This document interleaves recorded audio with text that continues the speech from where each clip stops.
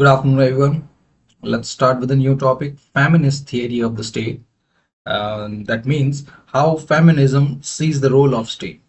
So the first thing first, feminism, it accuses the state of being not only not neutral, but also a complicit in crimes against women.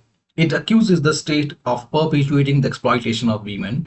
And then the feminism, it says that the role of state, the very foundation and the structure of state, it rests on patriarchy, the male power. So state जो है वो सिर्फ mail को favour करता है. And then feminism ये भी कहता है कि the state it distinguishes between public life and private life. So public life it is for male people, the private life it is for female people, and it gives its due diligence to the public life, but it often ignores issues in private life like domestic violence, unpaid care work, the marital rape, the issues of security, the sexual harassment, etc. Then there comes feminist scholar like Carol Batman, Catherine McKinnon, Nivedita Menon, who says that older political theory they miss this point. They miss the gender dimension, such as the liberal theory. They advocate equal rights, equal legal rights. Marxist theory they focus on class struggle, but nobody talks about gender as a key issue. So that's how the feminism comes into picture. Now let's have a look at key features of the feminist theory. First, the feminist thought it argues that state is patriarchal. Patriarchal means it rests on male authority, male power. So the state does not work in vacuum and state does not work on egalitarian platform, but it subserve the male ego. And for that matter, it does not sound as neutral. It is not neutral at all. It often supports male power, and this male power it is called patriarchy, a system in which men hold more authority than women in both public and private life. Then it says that the state pretends to be neutral क्योंकि ये face जो है, ये mask जो है, it has to be put on. Otherwise वो खुद कोई अपने आप को गलत या बुरा साबित नहीं करना चाहेगा. It's like a, they have to save their face. So a lip service can help. Lip service like, yes, we are doing for you, we are doing all we can for women right, and we are trying to provide a equal playground for both men and women. इस तरह से एक है ना lip service हो सकती है. So it pretends to be neutral but it isn't. So जितने भी rules हैं, values हैं, regulations हैं, legal thresholds हैं, whole legal vocabulary, it is shaped by male experiences, and the need of women are not taken seriously. So जैसे एक example है कि जितने भी ये सिविल लॉज हैं, especially related to property, divorce, inheritance, in colonial and post-colonial India, they were mostly written by men. So इनकी वजह से it is very hard for women to get equal inheritance of full rights over their children. Then कुछ personal laws में, कुछ religious personal laws में एक women की testimony it is often seen as a weaker than that of man. So it is about the civil laws, जो जिसके लिए UCC वाला अपने इशू अपने सुना होगा. सिविल लॉज जो डिवोर्स, मैरिज, इनहेरिटेंस, प्रॉपर्टी, इन सब के लिए होता है. नाउ वीमेन के लिए ये पहली बात तो कि बहुत सारे सिविल लॉज जो है, जो जितने भी पर्सनल लॉज हैं, उनमें ऐसा कोई कानून है ही नहीं, कोई ऐसा प्रोविजन है ही नहीं कि उनको अधिकार मिले. लेकिन जहां भी है वहां भी फिर it's quite unequal. Now next, the laws they reflect male thinking or male centered view of justice. So we are talking about the legal and the justice aspect. So in both these aspects it is the male thinking that have its say. कैसे? जैसे rape laws की बात करते हैं. So rape law in India and many other countries, यहाँ पे they require women to show proof of resistance कि like अगर रेप हुआ है तो उन्होंने रजिस्ट किया होगा, उसकी वजह से इंजरीज हुई होंगी, या फिर उनके physically they should show the proof that they did not consent to it.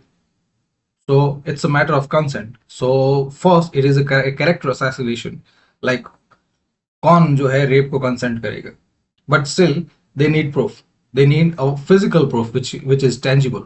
सो एक यहाँ पे ग्रेव एक्यूजेशन है, and now they do not, they see the rape thing in a social framework, social visibility framework, कि उनके पास कानून है तो उनको भी जवाब देना है सोसाइटी को, और सोसाइटी को ये जवाब देना है कि अगर कोई जो वीमन है, if he accuses someone of rape, then उसके और भी रीजंस हो सकते हैं.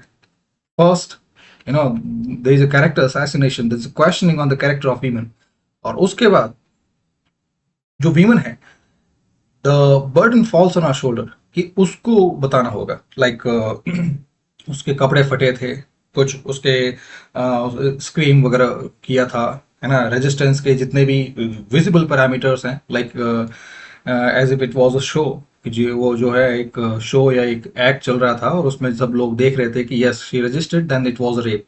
सो ऐसे में they do not consider this psychological phenomena, कि बहुत सारे जो लोग हैं they freeze out of fear, और ऐसा होता है, बहुत सारे लोग जो अचानक से उनके सामने कार आ जाती है, they freeze out of fear, they they just get stuck in their moment.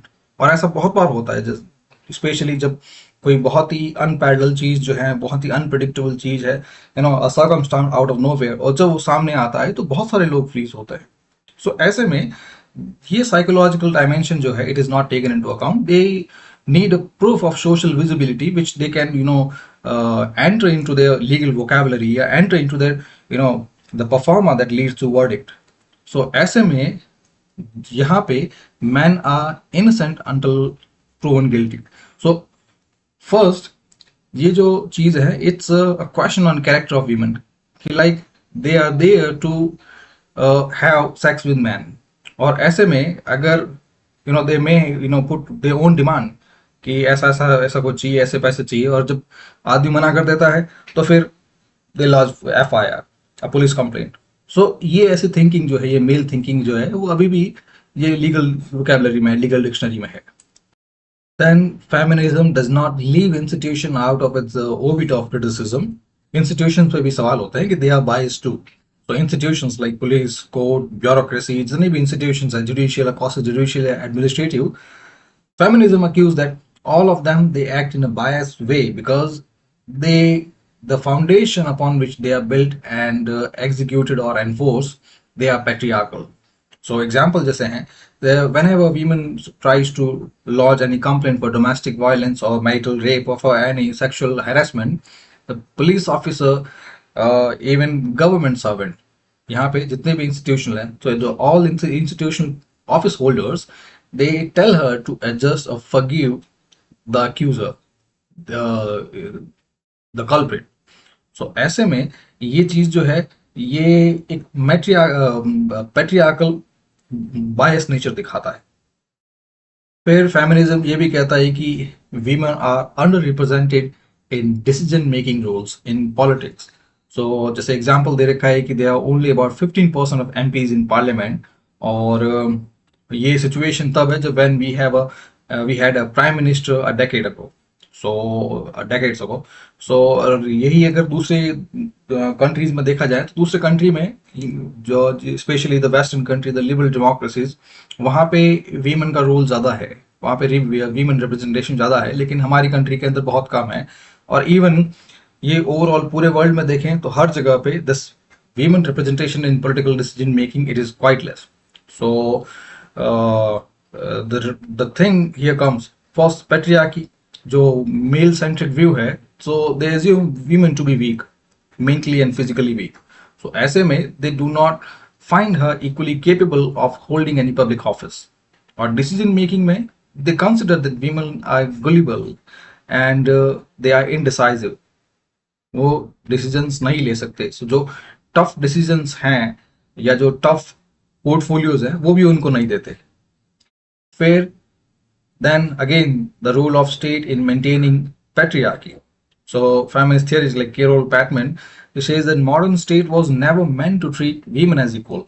वो इसलिए कि जो स्टेट का फाउंडेशन है आफ्टर ट्रीटी ऑफ वेस्टफेलिया, उस टाइम पे जो मेन जो नींव है, आप लोगों को ये पता ही होगा कि जो ट्रीटी ऑफ वेस्टफेलिया 1648, उसके बाद से ही जो स्टेट जो है, modern state came into picture. So उसके बाद से जितने भी स्टेट बने हैं, उन सब में it was a male centric view.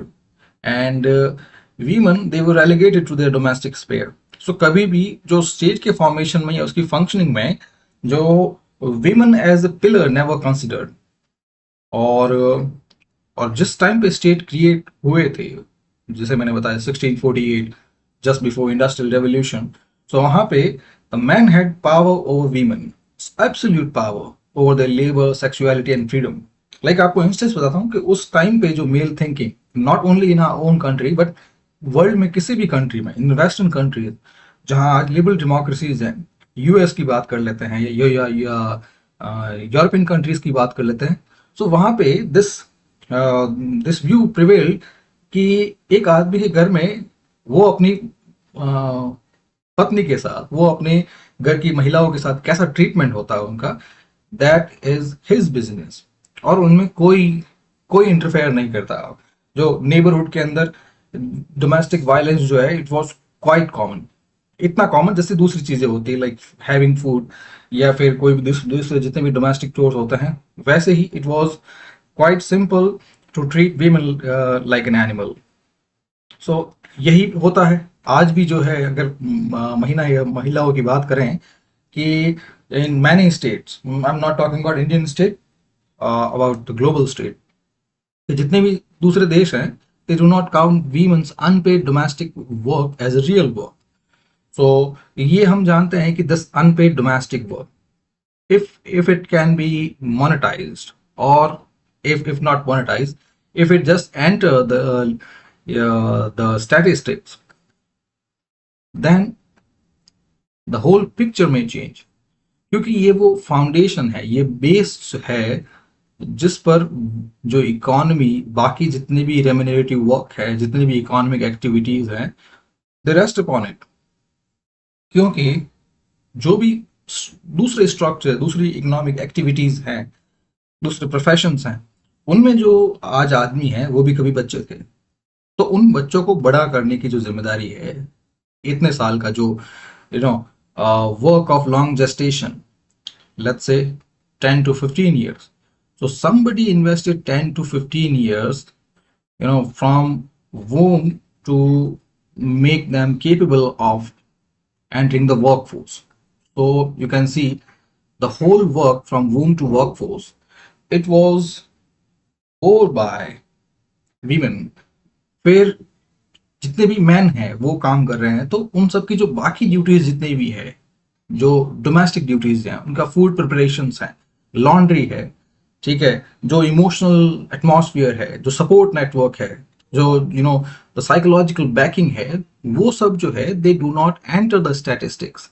Because if they do, तो ये जो चीज है ये बहुत चेंज हो जाएगी। देन दूसरा इशू ये भी है कि फिर जो जो अनपेड वर्क है, जो डोमेस्टिक वर्क है, वो भी फिर मोनेटाइज होगा। और फिर ये सिचुएशन जो है, it will become quite unimaginable, you know thing of grave proportion to the global economy। Then comes the public and private divide। So ये पहले भी बताया था कि जो ट्रेडिशनल पॉलिटिकल थियरी है, या जो ट्रेडिशनल वर्किंग ऑफ स्टेट है, फंक्शनिंग ऑफ स्टेट है, it makes a sharp distinction between the private and public life। So public life, it includes government, law, economy, politics, all of them, they are men's domain। That's clearly the masculine or patriarchal thinking।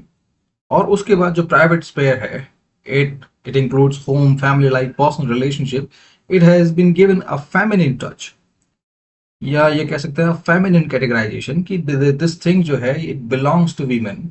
सो यहाँ पे the men's world has been given importance, but the feminine world it has been relegated to the back side. फिर ये भी एक argument है कि most of the severe crime, या मोस्ट ऑफ the crime against humanity, they happen inside the domestic sphere, in that private sphere। so ऐसे में जो क्राइम पब्लिक स्पेयर में होते हैं, जो ब्रॉड डे लाइट में होते हैं, जो स्ट्रीट्स पे होते हैं, वहां पे तो स्टेट जो है उसके पास लॉ है। लेकिन जो प्राइवेट स्पेयर में जो जितने भी क्राइम्स होते हैं, उनके लिए जो डिस्क्रिमिनेशन या वायलेंस है, उनके लिए स्टेट के पास कुछ नहीं है। फिर यहाँ पे बहुत feminists argue करते हैं, they ask this question that if state is able to protect people from violence on street, कि अगर पब्लिक लाइफ में कोई वायलेंस होता है, कोई भी इश्यू होता है, तो state has some tool for it. But जो डोमेस्टिक स्पेयर है, जो प्राइवेट स्पेयर है, उसमें स्टेट के पास कोई जवाब क्यों नहीं है? क्योंकि यहाँ पे जो मेंस वर्ल्ड है, they want to control the women's inner psyche, the women's sphere. Ultimately, this is about control on what? Control on their bodies, their sexuality, their labor, and their choices. So ultimately, यहाँ पे the man's world know, if women go independent, a narcissist way of thinking, कि if women go independent, then men, they might risk some of the important thing that make up their day. So first, जो मैं एक एक Sen mind की तरह बात कर रहा हूँ, तो फर्स्ट, यहाँ पे जो विमेन इंडिपेंडेंस की वजह से जो चाइल्ड केयर है, it may go out of hand. Then the personal, the psychological arena, और the psychological, not arena, psychological landscape in which they exist, जो उनके पर्सनल ग्रोथ के लिए जरूरी होता है, in simple roof under which they sleep, तो यहाँ भी वो personal sphere, it will be lost. Third thing, they might want to take up more responsibilities. बहुत सारी रिस्पॉन्सिबिलिटी आ जाएगी if the world divides between man and versus women. So equal भी ना कहूँ, अगर मैं 50-50% भी ना हो, तो फिर भी यहाँ पे if most of the private sphere it goes to women 60%, then 40% तो मैन पे आएगा ही आएगा।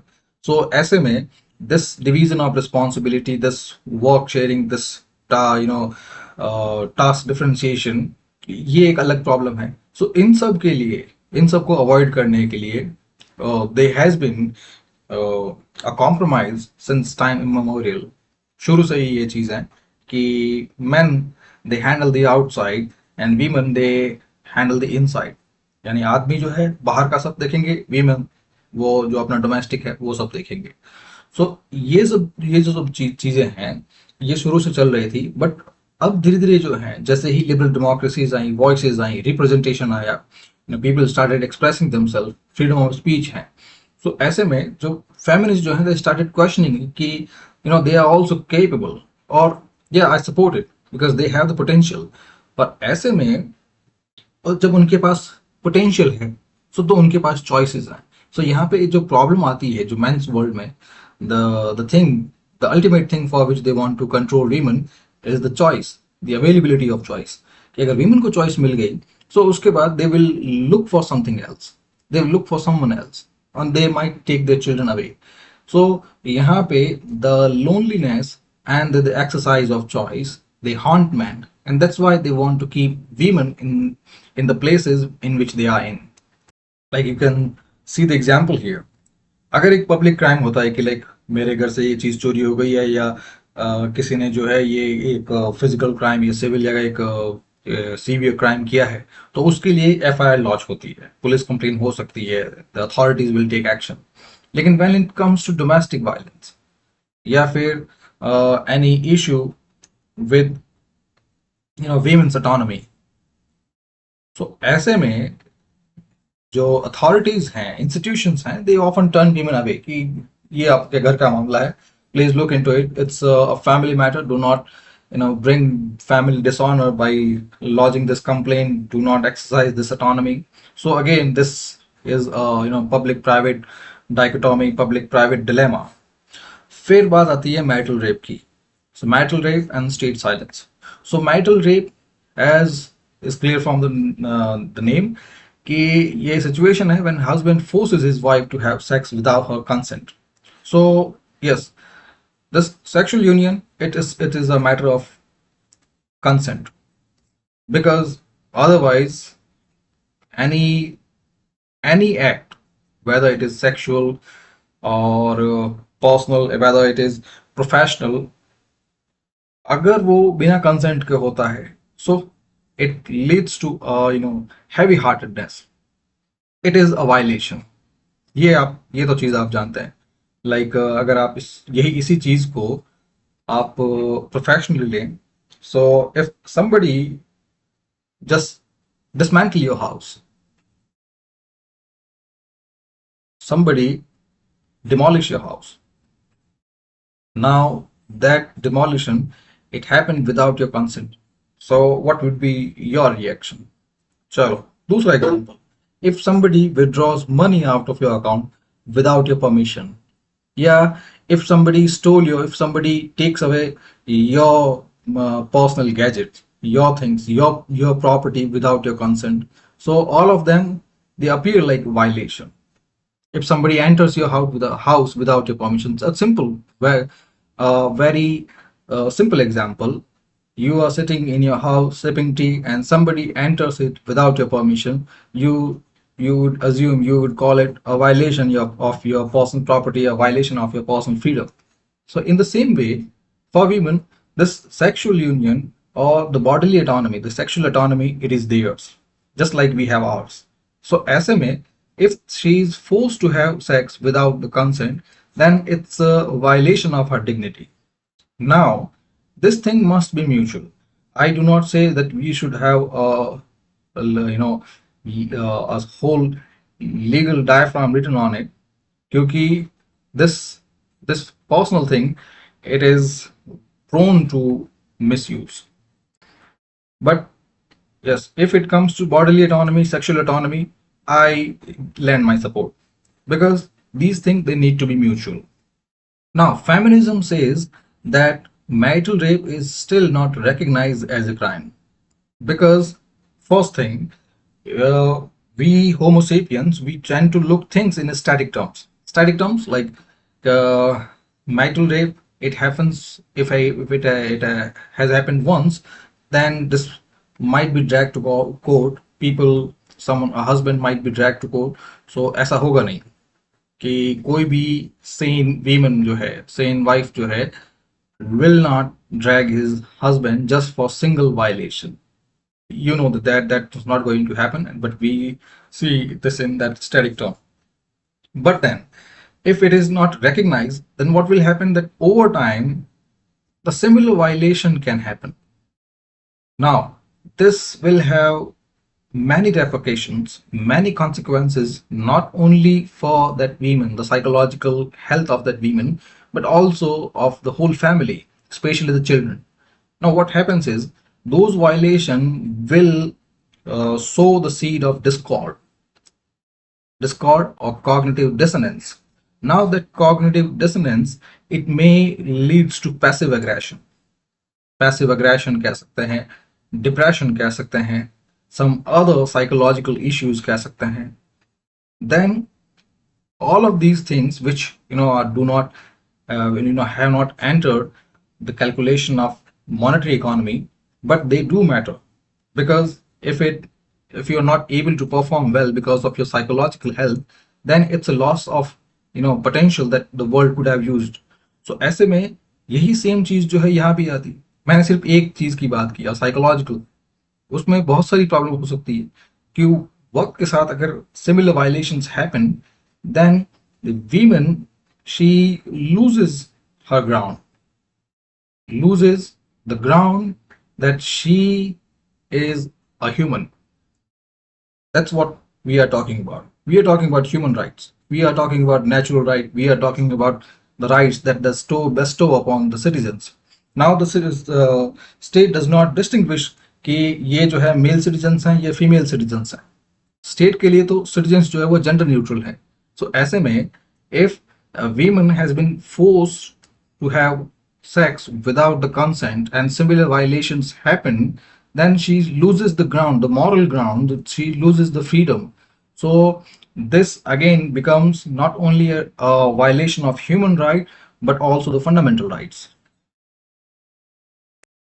Now legal aspect की बात करते हैं. So 2022 में the Delhi High Court delivered a split verdict on the issue of criminalizing marital rape. तो यहाँ पे यही चीज दिख रही है कि even the judicial system it also has that patriarchal bias that is still that does not want to treat this thing as a violation of human rights. फिर the next issue, intersectionality. The intersectionality, it means a fusion of multiple identities, fusion of multiple identity, or the existence of multiple identities at crossroads, the merging of multiple identities. So ये होता है that it's not that the world is either gender supportive or gender neutral, or gender supportive or those against the gender. The world has many other ills, जैसे caste issues हैं, फिर class distinctions हैं, फिर religious hike और religious discords हैं, फिर economic distinctions हैं, economic inequalities हैं. तो यानी कुल मिला के बहुत सारे लेवल पे इश्यूज हैं, और वो इश्यूज हैं हॉरिजेंटल लेवल पे भी, वर्टिकल लेवल पे भी. क्लास में भी हैं, कुछ गरीब है, अमीर है, मिडिल क्लास है. मिडिल क्लास में भी तीन तीन लेवल है. That's upper middle class, the classical middle class and the lower middle class. फिर रिच में भी बहुत सारी क्लासेस हैं, द न्यूली रिच, फिर जो रिच है, देन द अल्ट्रा रिच, फिर उनमें भी बहुत सारी कैटेगरीज है. तो इस तरह से बहुत सारी हायरार्कीज हैं. फिर रिलीजन में भी है, हिंदू मुस्लिम है, कास्ट में भी है. सो जब ऐसे बहुत सारे जो सोशल इल्स हैं या जो सोशल एक्सक्लूजन्स हैं, so when such social intersect exclusions intersect, it is the women that bear the brunt. It is the women that are at the receiving end. ये तो आप समझ सकते हैं कैसे हैं. जैसे एग्जाम्पल यहाँ पे है, मैं बात करता हूँ दलित विमेन की. सो यहाँ पे पुअर दलित विमेन ले लेते हैं. तो यहाँ पे तीन सेक्शंस हो गए. First, they are financially poor, so it is of economic class, distinction of economic class और social exclusion of economic class. फिर दलित की बात करते हैं, it is exclusion at the caste level, social level, and then they are women, so that's a gender exclusion. तो यहाँ पे ये तीनों चीजें जो हैं वो एक साथ होगी. सो वीमेन जो है, they bear this brand, they face this multiple hardship at once. So that's what intersectionality is. और फेमिनिज्म कहता है कि ये चीज तो बिल्कुल ही हम इंक्लूड ही नहीं कर रहे. और सेम यही अगर हम बात करें poor Dalit Indian women in United States, so यहाँ पे तो ये चीज जो है, चार चीजें वीमेन के बाद, then the Indian race, non white race. So US के अंदर, यूनाइटेड स्टेट्स के अंदर, तो फिर ये उनके ऊपर द मल्टीपल डिस्क्रिमिनेशन हो जाएंगे. सो बस यही चीज जो है, जो फेमिनिज्म ने कहा कि इस तरह से अगर ओवरलैपिंग डिस्क्रिमिनेशंस हैं, ओवरलैपिंग एक्सक्लूजन्स हैं, ओवरलैपिंग सिस्टम ऑफ डोमिनेशंस हैं, तो वीमेन जो है उनके ऊपर बहुत ज्यादा बोझ आ जाएगा, जो उनको हल्का करने की जरूरत है.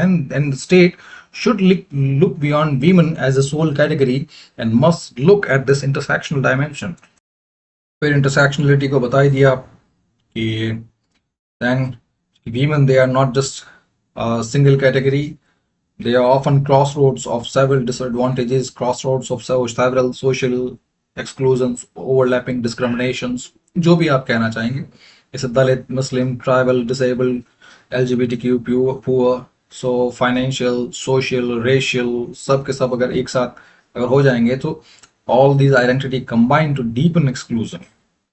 फिर एग्जाम्पल जैसे the lower caste women in pre modern India, और जो मैंने अभी आपको एक एग्जाम्पल दिया, poor Dalit women, poor Dalit Indian woman in United States. तो यहाँ पे आप देख सकते हैं कि चार लेयर के एक्सक्लूजन्स हैं.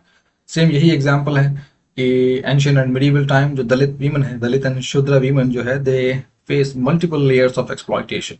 दे वर denied the right to education, they were degraded to manual task like scavenging हो गया, स्कैवेंजिंग, या फिर कह सकते हैं टॉयलेट क्लीनिंग हो गया, या फिर बेगार हो गई. फिर they were also sexually exploited by dominant class landlords. और देन फिर जो रिलीजियस सपोर्ट जो है वो भी उनको कभी नहीं मिला. सो यहाँ पे जो आप देख सकते हैं मल्टीपल लेयर्स ऑफ एक्सक्लूजन. फिर सिमिलर चीज जो है इंडस्ट्रियल एरा के अंदर भी, इंडस्ट्रियल रेवोल्यूशन में, कि जो वर्किंग क्लास वीमेन जो है, they were exploited not only for their gender, कि वीमेन है उसके अलावा भी for their class status. So जो पुअर वर्किंग क्लास वीमेन थी, they did not get the equal political backing. They used to work long hours in unsafe condition. Even men work for 16 hours and women work around 12 hours. So that was the condition. Then कोई legal protection नहीं, sexual exploitation था, no access to education, no access to voting rights, and no labour rights इधर, no social security इधर। So ये उस time पे था। फिर मॉडर्न टाइम में भी जो इंटरसेक्शनैलिटी जो है, it is glaringly speaking in our face. जैसे जो 2020 जो हाथरस गैंगरेप था, तो उसमें आपने सुना ही होगा कि how the UP administration not only delayed the justice delivery, but it was also complicit in the whole inadequacy of justice. कैसे?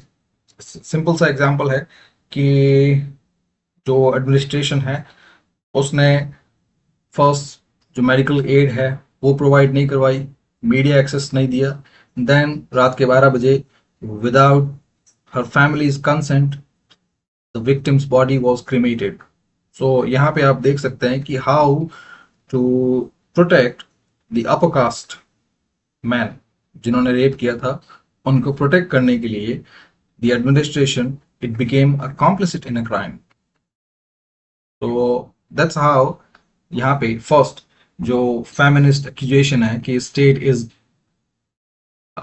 complicit in perpetuating the crime against women, और जो ये this violence against Dalit women है, the Hathras gang rape है, ये तो it was the height of injustice, height of this caste injustice that would have happened in 21st century.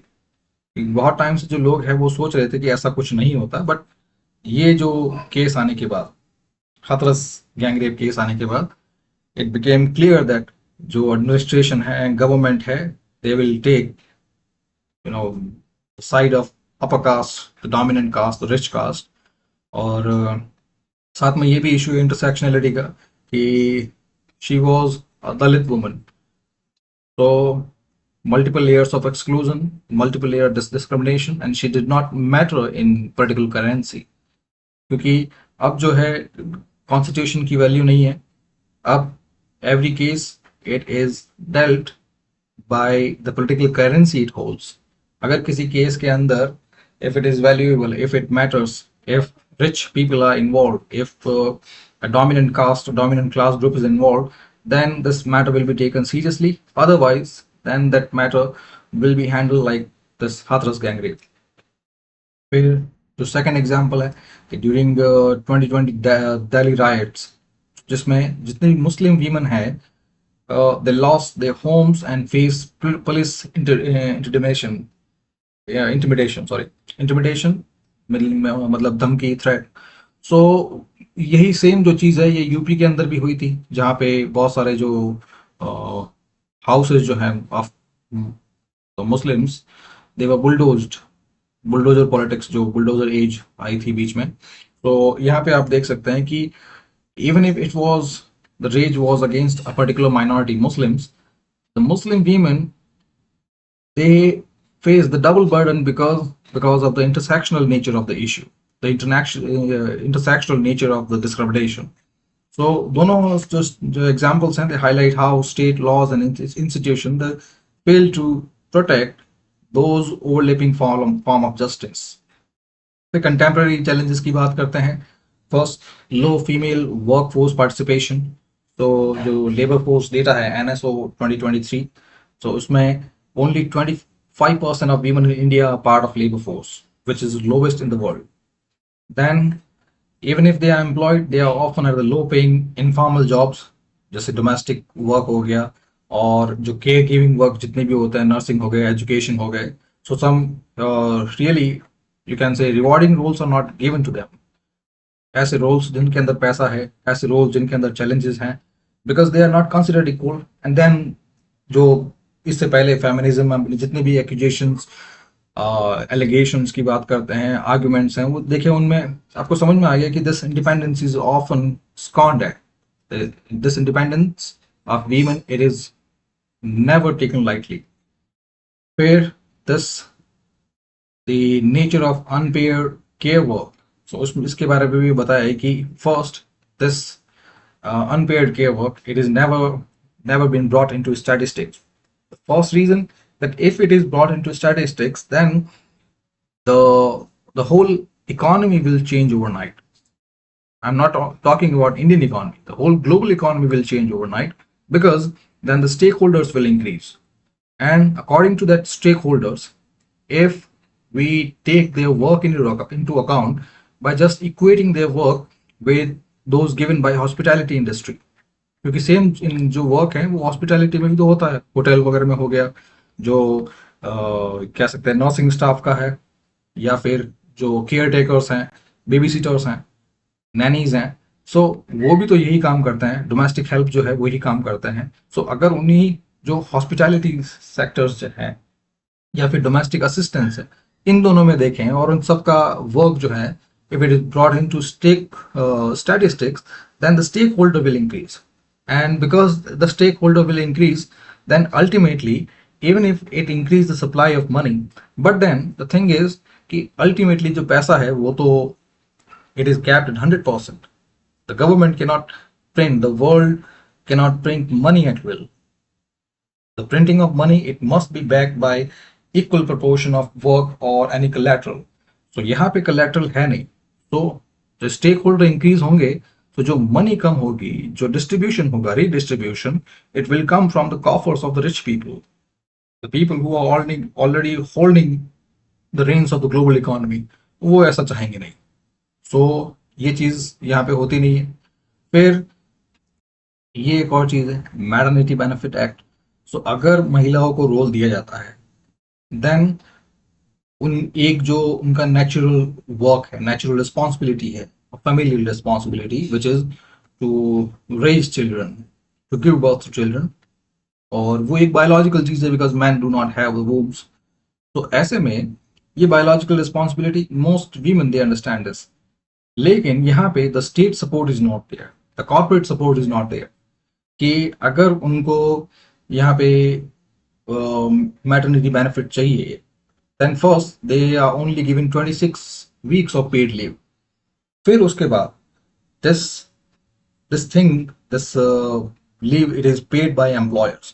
तो यहाँ पे एक चीज होती है कि चाहे गवर्नमेंट की बात करें, सेमी गवर्नमेंट या कॉर्पोरेट की, अगर एम्प्लॉयर्स की जेब से पैसा जा रहा है, so they will be less willing to hire women. First चीज है, जो कॉर्पोरेट जो है, they look at the work execution, they look at, they balance it only in profit terms, कि कितना प्रॉफिट हुआ है, एंड प्रॉफिट जो है वो भी उनका बहुत ही नैरो मायोपिक लेंस है, it's cost cutting, simple thing. They know that इस वर्ल्ड में ज्यादा से ज्यादा पैसा कमाना है, so that will happen only when they cut the cost. So यहाँ पे जो प्लेटफॉर्म वर्कर्स देख रहे हैं, जो this reduction of social securities हैं, this extension of working hours हैं, सो वो सब इसीलिए है कि everybody wants to increase their profit by cutting cost. यानी वही अगेन जो है, पैसा जो है वो 100% कैप्ड है, वो कहीं और से जनरेट होगा नहीं। फिर रेट डिस्ट्रीब्यूशन है, तो रेट डिस्ट्रीब्यूशन तभी होगा जब वो पैसा जो है ऑलरेडी जिनके पास जमा है, पैसा जिन्होंने अपने पास छुपा रखा है, द ब्लैक मनी कह सकते हैं, या फिर those who have concentrated the money, उनके पास से वो पैसा जो है निकाल के रीडिस्ट्रीब्यूट किया जाए। But that thing is not going to happen, because those are the people that are holding the reins of economy and the politics alike. So वो लोग चाहेंगे नहीं। सो अल्टीमेटली जो कॉस्ट कटिंग में जो प्रॉफिट इंक्रीज करना है हर एक कॉर्पोरेट को, वो आएगा उन जो एम्प्लॉयर्स हैं, जो लेबर्स हैं, उनसे। फर्स्ट उनको सोशल सिक्योरिटी भग दो, फिर उनकी जो वर्किंग आवर्स हैं वो बढ़ा दो। तो यहाँ पे दोनों ही चीजों से हर एक वर्कर से एटलीस्ट 10K हर एक वर्कर से इतना बढ़ा रहे हैं। तो ऐसे में जो मैटरनिटी बेनिफिट एक्ट है, it it has a negative influence on the perception of that balance sheet. तो एम्प्लॉयर्स क्या करते हैं, उनको लगता है कि इसकी वजह से 26 हफ्ते तक बिना काम किए उस फीमेल वर्कर है उसको पैसा देना पड़ेगा। तो what they do, they are less likely to hire women. तो महिलाओं के लिए अपॉर्चुनिटीज कम हो जाती है।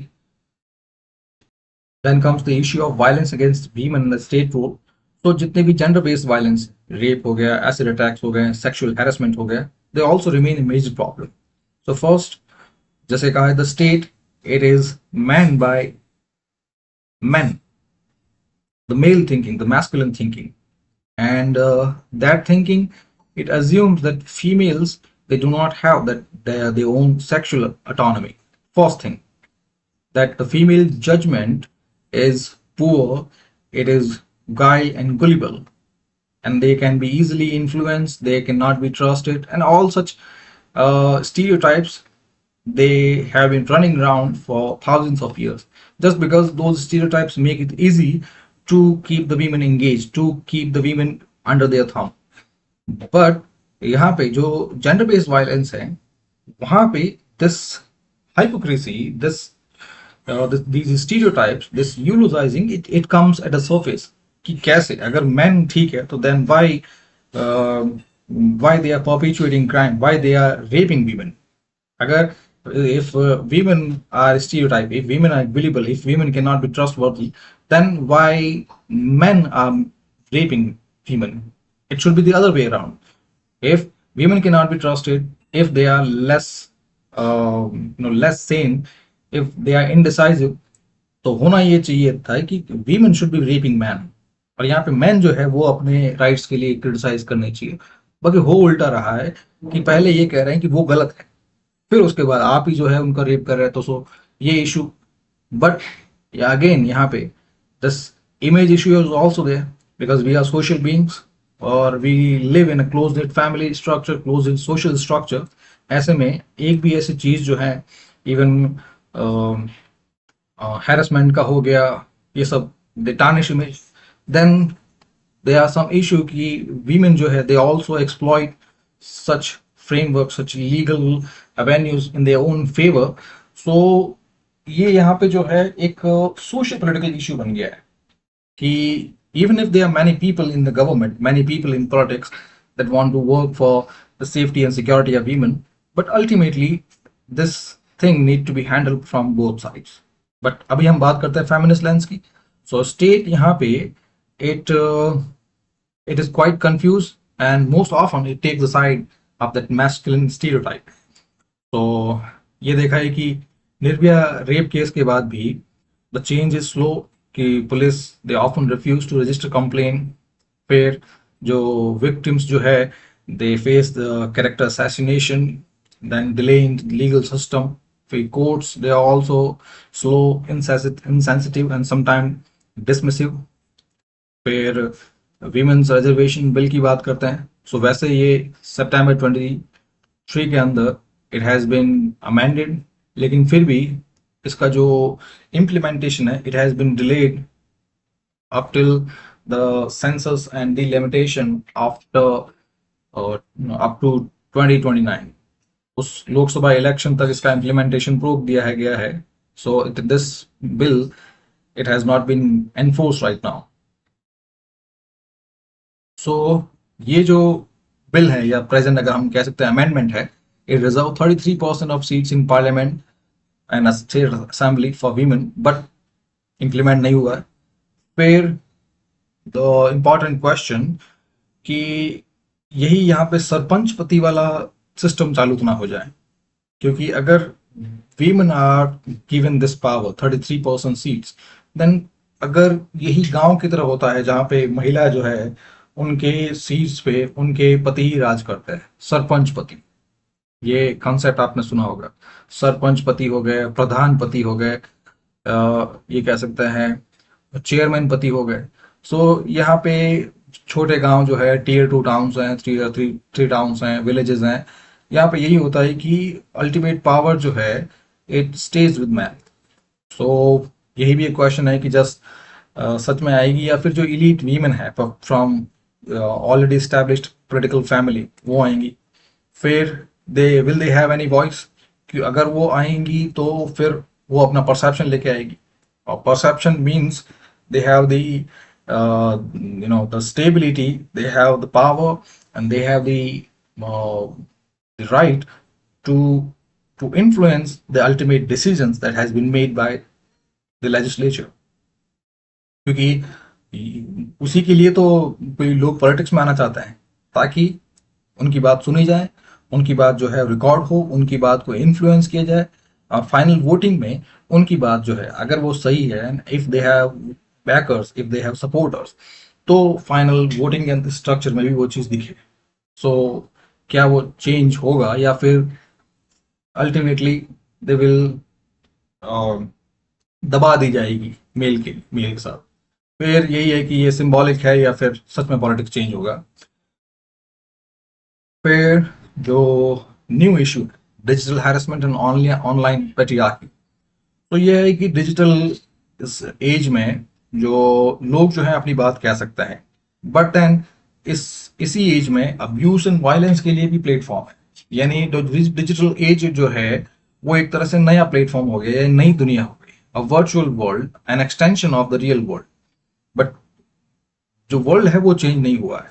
पहले जो चीज घर घर तक चल रही थी, अब वो जो है मोहल्ले से बढ़कर अब वो ग्लोबल हो गई है, ग्लोबल या नेशनल हो सकती है या रीजनल हो गई है. और ऑनलाइन स्पेस के अंदर, वर्चुअल वर्ल्ड के अंदर बातें कहने के अलावा हम हम किसी की जो रेपुटेशन जो है वो टार्निश कर सकते हैं. We can character assassinate them, we can manipulate someone's idea, and we can also target people online. तो जैसे राणा अयूब है या पॉलिटिशियन लाइक महुआ मोइत्रा है, they also face such online targeting. उनको सेक्सुअल वायलेंस के या डॉक्सिंग के, हेट कैंपेन के, इन सब के इश्यूज फेस करने पड़ रहे हैं, because they they try to stood up against male authorities. तो ये अटैक जो है, they are meant to silence women and push them out of political and public debate. So if they dare to stood up against the male authorities, against the masculine stature, then कुछ लोग जो हैं वो ये सोचते हैं कि they must be shown their place. तो ये जो डिजिटल स्पेस जो है, it has become a new arena. फिर जो स्टेट मैकेनिज्म्स हैं, इंस्टीट्यूशंस जो है, they often fail to act because they do not have the jurisdiction issues, lack of technical evidence, low priority, or ultimately the male bias, the patriarchal bias. फिर एक ये recent issue है triple तलाक. Now जो overall जो patriarchal rule है politics में, the politics, it has been tainted, it has been colored in that patriarchal color for a long time. As it's not a recent phenomena, बहुत साल से वही चीज चल रही है. बट एक ये इंस्टेंस है, गवर्नमेंट वैसे वीमेन के लिए अभी कुछ नहीं, बहुत टाइम से कुछ नहीं कर रही है. लिप सर्विस है, face saving activity. But recently जो गवर्नमेंट जो है, it brought the issue of triple talaq, and supreme court it declared triple talaq unconstitutional. Now यहाँ पे जो फेमिनिस्ट कंसर्न है कि राजी होना चाहिए कि गवर्नमेंट जो है और पास लेजिस्लेशन दैट क्रिमिनलाइज ट्रिपल तलाक इन 2019. सो यहाँ पे जो फेमिनिस्ट लेंस है, it is happy, but it also concern कि यस, ये प्रैक्टिस जो है, it was degrading practice, torturers practice, inhumane practice, and it must be criminalized. But then the state, it views this step with another lens. कि state जो है, it framed this matter in communal term, Hindu versus Muslim thing. So it is not really about women. It was not for the progress or upliftment of women, but it had another agenda, the communal agenda, the political agenda. सो फिर यहाँ पे feminist जो concern है वो यही है कि अगर ये चीज कही की गई है मुस्लिम महिलाओं के लिए, तो सेम जो है सिमिलर चीज जो है वो हिंदू पर्सनल लॉज में या अदर माइनॉरिटी लॉज में भी होना चाहिए, कि वहां भी जो महिलाएं जो हैं उनको भी जो इक्वली डिस्क्रिमिनेटरी प्रैक्टिसेस हैं, जैसे हिंदू के अंदर अनइक्वल इनहेरिटेंस है, चाइल्ड मैरिज है, या जितनी भी चीजें हैं, तो उन सब चीजों के लिए बाकी पर्सनल लॉज में कुछ चेंजेस नहीं किए गए, कोई लेजिस्लेशन नहीं लाया गया, कोई क्रिमिनलाइजेशन या डीक्रिमिनलाइजेशन नहीं हुआ।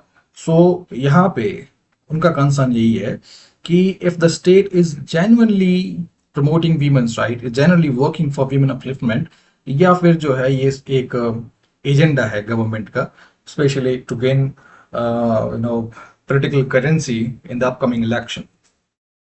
फिर बात करते हैं different feminist approaches to state, कि फेमिनिस्ट के अंदर भी डिफरेंट ब्रांचेस हैं और वो सब जो है स्टेट के रोल को अलग अलग तरीके से देखती है। So first the liberal feminist. So यहाँ पे liberal feminists believe that state is not naturally patriarchal, but it can become through laws and policies. So यहाँ पे जो लिबरल फेमिनिस्ट हैं, they think that women's problem arise mainly from discrimination and lack of opportunities, और जो भी women's issues हैं, especially their present status which is not equal to that of men, so उसको correct करने के लिए legal changes हो सकते हैं, like equal pay, anti harassment regulations, maternity benefit और वीमेन्स रिजर्वेशंस। सो ये सब चीजें ये लिबरल फेमिनिस्ट का सोचना है, they do not consider state to be patriarchal, so that's different thing. फिर रेडिकल फेमिनिस्ट जो हम देख रहे हैं, so they challenge patriarchy at its root. So वो मानते हैं कि द स्टेट जो है it is built on the foundation of patriarchy. If the state is a tree, then its root is patriarchy. And according to it, जो state के जितने भी इंस्टीट्यूशंस हैं, the legal administrative issues, all of them they have been shaped by that masculine thinking, that male thinking from the beginning. So उनके हिसाब से reforms complete नहीं है, reforms are not enough, the entire system must change. Then they focus on issues like sexual violence, this bodily autonomy, reproductive rights, and patriarchal culture. फिर comes the socialist or Marxist feminist. So यहाँ पे gender and class, these two issues, these two profound political phenomena fuses together. So यहाँ पे जो Marxist feminist हैं, they believe that gender operation it is closely tied to capitalism. So again दो चीजें जो हैं, the class struggle then the gender discrimination, दोनों को एक साथ मिक्स कर दिया, और उनके हिसाब से कि women जो है they are not only dominated by men. So ये एक तरह से इंटरसेक्शनल थिंकिंग भी है, कि ना सिर्फ वो जो पर्सनल लाइफ में मेल थिंकिंग से वो डोमिनेटेड है, but then they are also exploited as unpaid or underpaid worker. So it's a valid accusation कि ऐसा होता है। फर्स्ट, डोमेस्टिक स्पेयर में उनकी जितनी भी एक्टिविटीज हैं it is not paid, unpaid. Then अगर उनको एम्प्लॉय भी किया जाता है तो दे आर ऑफन अंडरपेड। जो सिस्टमिक इश्यूज हैं, जो वेज गैप है, वो हर जगह है, वेज गैप तो है ही है, साथ में जो कोर रोल्स हैं they are not often given to women. फिर there is a issue of class, glass ceiling, कि वीमेन जो है even if they want to rise up the hierarchy, उनके बीच में बहुत सारे प्रॉब्लम्स आती है, उनको आगे बढ़ने से रोकते हैं। the mobility it has been restricted, it is often made very difficult for them to achieve the upper hierarchy, upper echelon.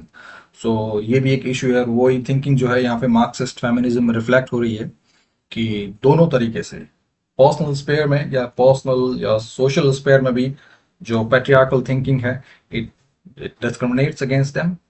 फिर इकोनॉमिक में भी दे आर एक्सप्लॉइटेड, और फिर उनका फोकस जो है domestic labour, veg gap and economic independence.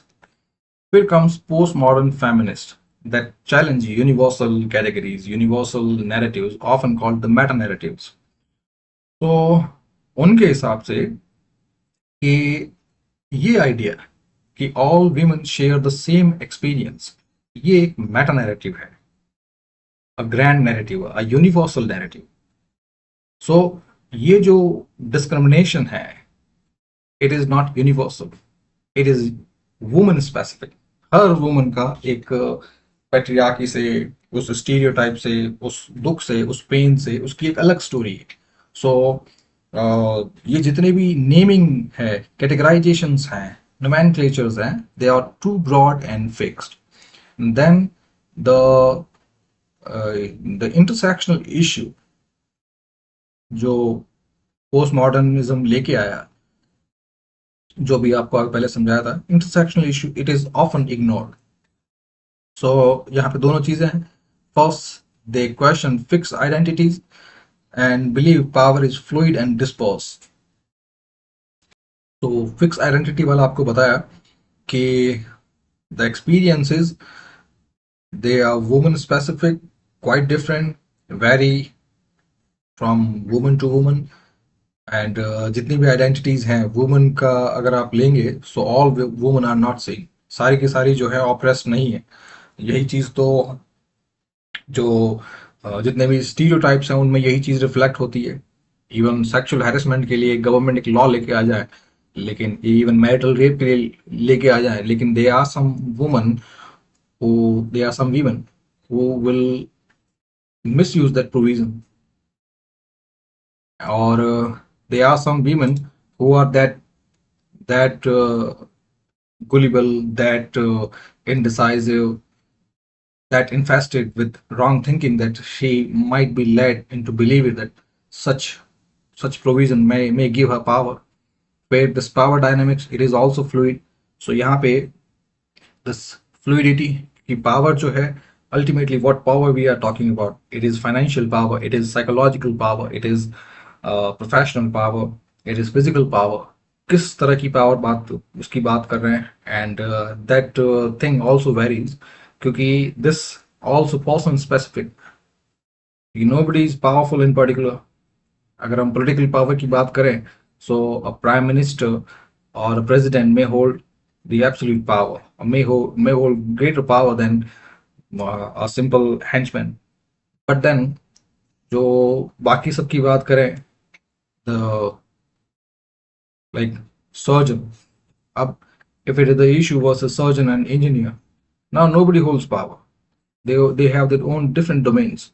And when we talk about a corporate woman versus an IAS woman, so यहाँ भी एक चीज quite different है।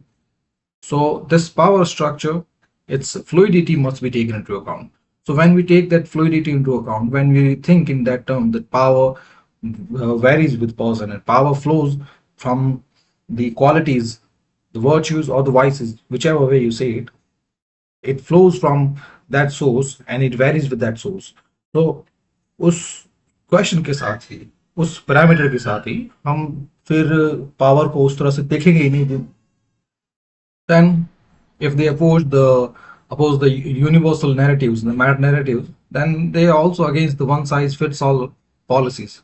क्योंकि अगर ऐसा कोई यूनिवर्सल कैटेगरी नहीं है, यूनिवर्सल एक्सपीरियंस नहीं है, universal power structure, universal gender definition, universal patriarchal character, universal masculine stereotype अगर कोई नहीं है, देन कोई यूनिवर्सल सोल्यूशन भी नहीं है। सो जितनी भी डाइवर्स एंड लोकल एक्सपीरियंस है, they must be taken into account. फिर criticisms, first, too much focus on victimhood. So यहाँ पे this has been criticized and criticized rightly, that they often portray women as victim। So if they are powerless, if they are always powerless and dependent on protection, then it means that somebody should be there to protect them, somebody should be there on whose shoulder, on whose you can say, on whose support they can depend their security, या on whose support they can seek their protection। so अगर वो powerless है, तो वो फिर वो क्यों question कर रहे हैं? क्योंकि ये एक तरह से आप आपको एक दूसरे तरीके से समझाता हूँ। Like if you want to seek power, if you want to uh, tell the world that you have strength, then you must show strength. It's like somebody says that I can play football, then the football playing skills must be shown. In the same way अगर कोई कहता है कि मैं एक अच्छा cook हूं, then कोई रेसिपी बना के दिखाओ. It's the outward projection that defines whether you are what you say you are. यहाँ पे if women they are seeking the equal stature, then that equality should be shown, that equality should be displayed, the strength should be displayed, but they also always remain that powerless, that victimhood becomes their that sole narrative, that their sole display. So ऐसे में अगर वो यही कहेंगे तो फिर उनको इस पैरामीटर में, रेजिस्टेंस लीडरशिप के पैरामीटर उनको कैसे देखेंगे. फिर they are internal divisions with in feminism. जैसे सेक्स वर्क की बात करें, सो जैसे कुछ ऑर्गेनाइजेशंस हैं लाइक दरबार महिला समन्वय committee, it advocate for sex workers right. लेकिन दूसरे जो फेमिनिस्ट ग्रुप्स हैं दे डिमांड बैन. सो यहाँ पे उनके बीच में भी कुछ ना कुछ फ्रैक्चर्स हैं. फिर हिजाब को लेके some groups they see that hijab is an act of cultural pride, but दूसरों के लिए, कुछ ग्रुप्स के लिए, फेमिनिस्ट ग्रुप्स के लिए, it is a symbol of patriarchal control. So ये चीज जो है ये कर्नाटका हिजाब कंट्रोवर्सी में भी सामने आई. फिर सरोगेसी को लेकर the some groups believe that इससे महिलाएं जो हैं उनके पास कुछ पैसा आ जाएगा, बट जो दूसरे जो हैं दूसरे ग्रुप्स वो ये कहते हैं कि इससे जो है महिला की जो बॉडी है it may becomes a marketing tool, a corporate tool. So इस तरह से उनके बीच में भी फीचर्स हैं. ये सेकंड क्रिटिसिज्म है. And then the gap between law and practice. फिर many feminist movements they have influenced legal reforms, but it should be the legal thing should stand away. This should see that extension from paper trails. कि जो lip service कहते हैं कि their effort should not locked away into this particular act, the act of lip service. They must become real. They should have its their place in the world. तो जैसे the domestic violence act है, but जिसमें जो है domestic violence जो है it was criminalize, पर उसके साथ ही जो जो इंस्टीट्यूशनल बायस इज देयर कि बहुत सारी महिलाएं जो है उनको पुलिस खुद मना कर देती है कि नहीं, आपके फैमिली ऑनर के लिए या वट एवर सोशल रीजन आप जो है ये पुलिस रिपोर्ट जो है ये कंप्लेंट जो है you should not register it. फिर जो पॉश एक्ट है, prevention of sexual harassment act 2030, ये भी जो है ये sexual work place sexual harassment को कम करने के लिए है. फिर लेकिन उसके बाद भी जो इंटरनल कंप्लेंट कमेटी है which is the backbone of this act, वो बहुत सारी कंपनीज के अंदर नहीं, कॉर्पोरेट के अंदर नहीं है. तो कुल मिला के बात ये है कि जो एफर्ट्स हैं उनके they should move from paper two the real. फिर PYQ इनसाइट्स की बात करते हैं. तो UPSC has asked of feminist theory critiques the assumption that state is gender neutral. So state की न्यूट्रलिटी पे क्वेश्चन है, उसको लेकर क्वेश्चंस हुए हैं. फिर how traditional political theory separates public from private, जो पब्लिक प्राइवेट डिलेमा है उसको लेकर क्वेश्चन है. फिर intersectionality the post modernist question, उसको लेकर भी क्वेश्चन है. फिर how feminist various feminist approaches are there, जो अभी आपको बताया liberal, radical, socialist, post modernist, उनके कंपैरिजन और कॉन्ट्रास्ट को लेकर है. फिर फेमिनिस्ट थियरी एंड जस्टिस को है कि how feminist theory redefine the concept of justice. फिर जो कुछ नया ऐड किया है स्पेकुलेटिव मॉडल क्वेश्चंस, कि कुछ नए जो ट्रेंड्स हैं उनके बेसिस पे नए क्वेश्चंस भी आ सकते हैं. जैसे डिजिटल पेट्रियार्की पे है, जो अभी आपको बताया मोइना मोत्रा का जो बताया था आपको. फिर पोस्ट कॉलोनियल फेमिनिज्म, क्योंकि इन सब के बाद जो डिफरेंट ये आपको बताएं approaches, liberal, radical, socialist and post modernist. तो साथ में एक पोस्ट कॉलोनियल लेंस भी है कि जो पोस्ट कॉलोनियल लेंस में जो कंट्रीज हैं जहाँ पे जो पोस्ट कॉलोनियल फ्रेमवर्क है, post coloniality, it means कि जो the country it has sought its independence from a colonial power, but its institution they also reek of the old structures। फिर उसमें इस जो हाइब्रिड आइडेंटिटी है, पोस्ट कॉलोनियल आइडेंटिटी, इसके इसमें how the new structure, the new identity of women has been sandwiched between the traditional and the Western idea, जो यहाँ पे दे रखा है, how does post-colonial feminism critic both Western feminist thought and the role of post-colonial state? फिर the feminist rereading of social contract theory, like जैसे Carol Pateman है, it critiques Hobbes, Locke and Rousseau, उसको लेकर है। फिर यही same जो है ये कह सकते हैं इंटरडिसिप्लिनरी या फिर इंटर थियरी डायलॉग जो है फेमिनिज्म का, न्यू लिबरलिज्म का एक एग्जांपल दिया है, बट आप सबके साथ देख सकते हैं feminism with post colonialism, feminism with structuralism, feminism with pluralism, इस तरह से। And global south feminism versus western feminism, जिसको लेकर भी क्वेश्चन आ सकता है, और स्पेशली ये सारे क्वेश्चन जो हैं ये वेस्टर्न यूनिवर्सिटीज में आ रहे हैं, तो यहाँ पे यूपीएससी जो है it is likely to follow that same pattern. So finally conclusion, so feminist theory it challenges that the state is not neutral, but instead it perpetuates the crime, and it often holds the patriarchal lens, the patriarchal torch। फिर जितने भी approaches हैं, liberal, radical, socialist, postmodern, they often varied critique and solution। फिर feminists highlight how state policy ignore gendered questions within private spaces and among marginalized people, the intersectional dimensions are not catered। Fair contemporary issues like digital patriarchy, digital harassment, the Me Too movement often reveal how patriarchy adapt to new forms। So this is it. Fair, if there is any question, you have two avenues. First, you can drop the comment in the comment box, and then you can take the help of community section। इन दोनों से जो भी आपको सवाल है आप सीधा पूछिए। उसके अलावा सवाल के अलावा भी जिस तरह से आप इंटरेक्ट करना चाहें, कोई भी किसी भी तरह का इंटरेक्शन हो, लाइक अबाउट योर प्रिपरेशन हो गया, एंड ये कह सकते हैं कि how you want some guidance for your the path ahead, या फिर किसी सेम एकेडमिक को लेकर, प्रोफेशनल चीज को लेकर, if you are in some dilemma, तो ये आप समझ गए कि इंटरेक्शन के लिए कम्युनिटी स्पेस है, and you should not take the full service of it। This is it. Thank you very much।